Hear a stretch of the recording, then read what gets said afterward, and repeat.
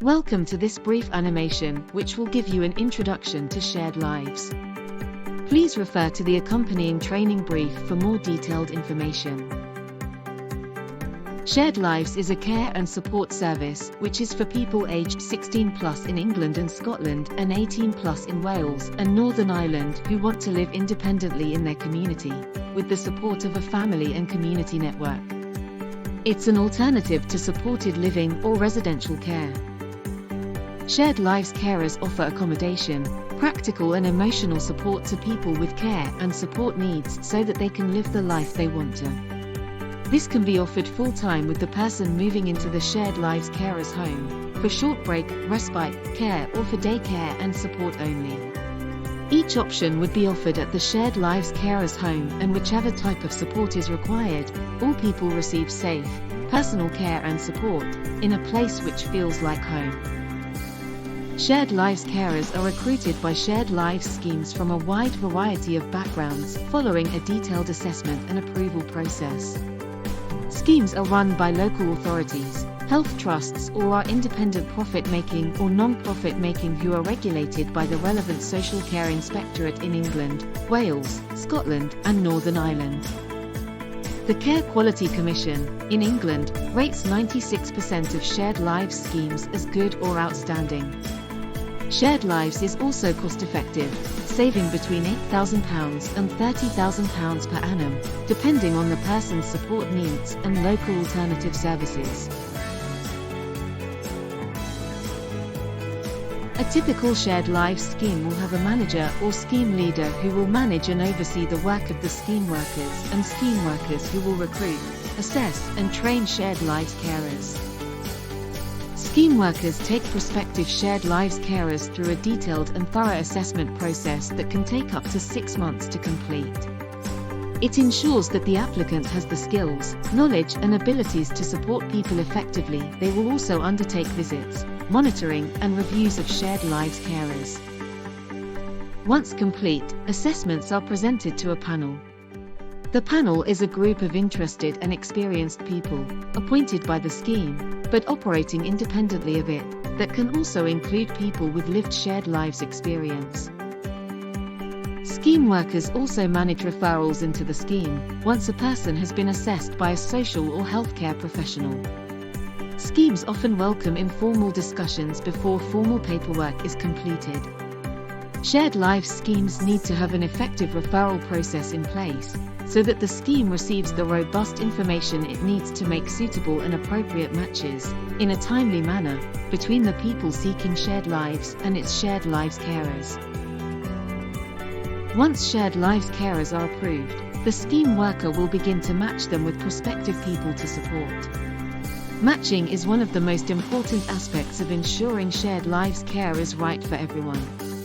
A Shared Lives scheme matches a person to an approved Shared Lives carer with similar interests and a suitable household.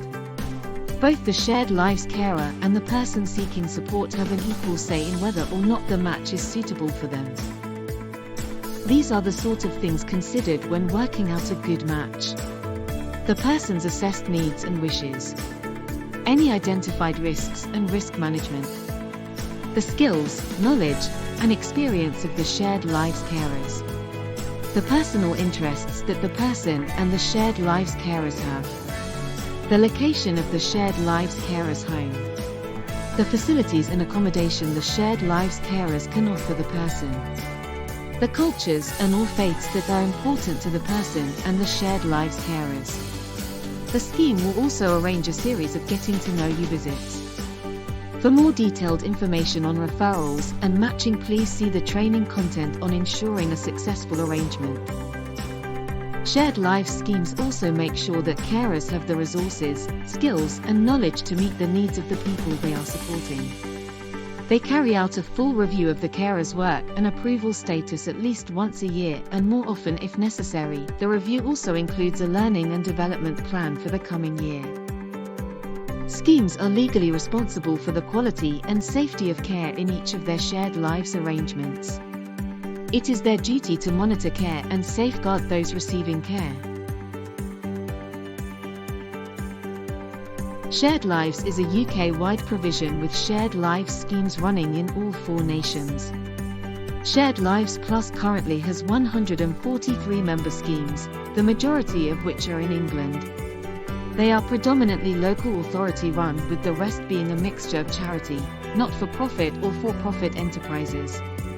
Schemes will have varying availability for placements dependent upon the vacancies that they have with their existing carers and any carers that are approaching the final stages of approval. There are different types of support available for people in shared lives. These are dependent on need, circumstance, preference, and availability. Live-in. Over half of the 10,000 people who are supported by Shared Lives move in with their chosen Shared Lives carer. This could be a single person, a couple, or a family. Homes could be in cities, villages, the countryside, or by the sea. There may also be up to 2 other people supported by Shared Lives also in the home. Day support. The Shared Lives carer and the person supported could spend time at the carer's house, developing independent living skills such as cooking and activities of daily living, or they may enjoy doing things in the community together such as going out to the shops, going to the cinema, or on a day trip somewhere. Short breaks, sometimes called respite, where the person stays overnight at the Shared Lives carer's home, perhaps whilst their parent, family carer, or live-in Shared Lives carer has a break from their caring role. This short break could also be to support an individual when they leave hospital, before they are able to manage to return to their own home. Shared Lives has over 9,000 carers nationally, and they all have different work and life experiences from a wide variety of backgrounds. There are, however, some common criteria that most schemes need. To be at least 18 years old. To have a spare bedroom and enough space for another person to live, if providing live-in support. To be a full-time resident in the UK or have leave to remain. To be able to give the time to support another person. Shared Lives carers could have another job whilst they are a Shared Lives carer as long as they can still give enough time to meet the support needs and be available to the person they are supporting. Shared Lives supports a wide range of different people with different needs. People with support needs associated with a learning disability continue to be the largest single group supported by Shared Lives. These figures represent the main groups of people in England we supported in 2021 to 2022. 6,115 people with a learning disability, 71% of the total number of people supported in Shared Lives. 667 people with autism, 8% of the total number of people supported in Shared Lives. 651 people with mental ill health, 6% of the total number of people supported in Shared Lives. 293 people with dementia, 3% of the total number of people supported in Shared Lives. 299 people with a physical impairment, 3% of the total number of people supported in Shared Lives.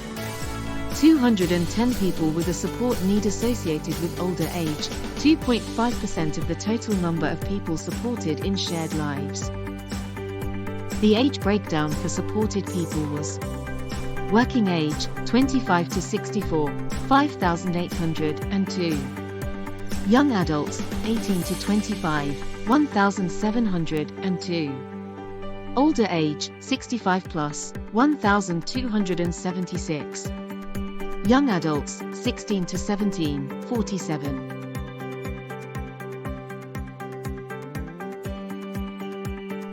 Shared Lives arrangements are typically funded by local authority or council adults' social care budgets, after an assessment for eligibility, if people have a social care need. NHS health services for people with a mental ill health, complex health needs, or people leaving hospital. Some people self-fund if they do not meet adult social care eligibility criteria. This funding goes through the Shared Lives scheme, who then pay the Shared Lives carers for the care and support they provide. Shared Lives carers who provide live-in arrangements are also paid a rental element, usually from housing benefit or universal credit housing allowance, for providing the person with a room.